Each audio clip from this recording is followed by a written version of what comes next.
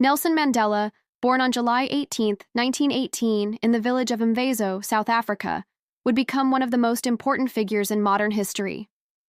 His fight for equality, justice, and freedom for the oppressed would inspire millions around the world.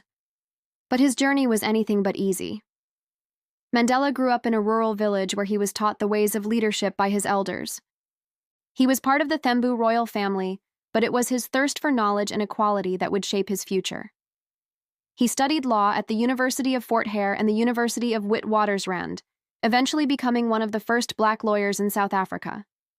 In the early 1940s, Mandela joined the African National Congress, ANC, and became involved in the fight against apartheid, a racist system that enforced segregation and discrimination. He co-founded the ANC Youth League and led peaceful protests, demanding an end to the oppressive policies. Mandela and his allies knew the fight wouldn't be easy, but they were determined to make change. In 1961, the ANC took a more radical stance, forming a military branch, Umkhonto we Sizwe. Mandela became its leader and planned acts of sabotage against government targets. His actions would soon lead to his arrest. In 1962, Mandela was arrested and sentenced to life imprisonment in 1964 for his involvement in planning sabotage and resisting apartheid. He spent 27 years behind bars, mostly on the infamous Robben Island, enduring hard labor and harsh conditions. Despite the isolation, Mandela never gave up his beliefs. While in prison, he became a symbol of the anti-apartheid movement worldwide. Activists around the globe protested for his release. Yet even in such dire conditions, Mandela showed resilience. He kept his hope alive, working to unite fellow prisoners and organize discussions. His mental and emotional strength in the face of this hardship would become legendary. By the 1980s, global pressure on South Africa to end apartheid intensified. Countries imposed sanctions against the apartheid regime, and campaigns like Free Nelson Mandela gained traction.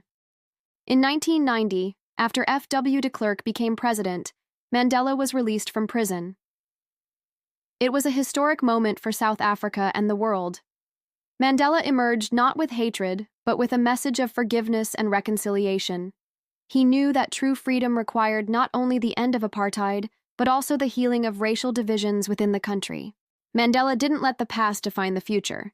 He worked with President de Klerk to peacefully negotiate the dismantling of apartheid. In 1994, South Africa held its first democratic elections, where all races could vote.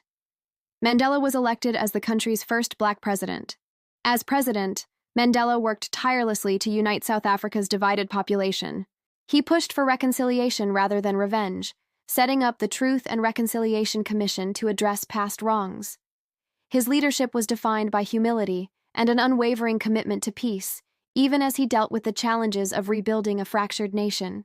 Mandela served one term as president and then retired, but his influence didn't fade. After stepping down from politics, he became an international advocate for human rights and social justice. He launched the Nelson Mandela Foundation to continue his work in education, healthcare, and HIV/AIDS awareness. Mandela was awarded the Nobel Peace Prize in 1993, sharing it with F.W. de Klerk for their joint efforts in ending apartheid peacefully. He remained a powerful voice for justice and equality until his passing in 2013 at the age of 95. Nelson Mandela's life reminds us that freedom is not just the absence of oppression, but the presence of justice and peace.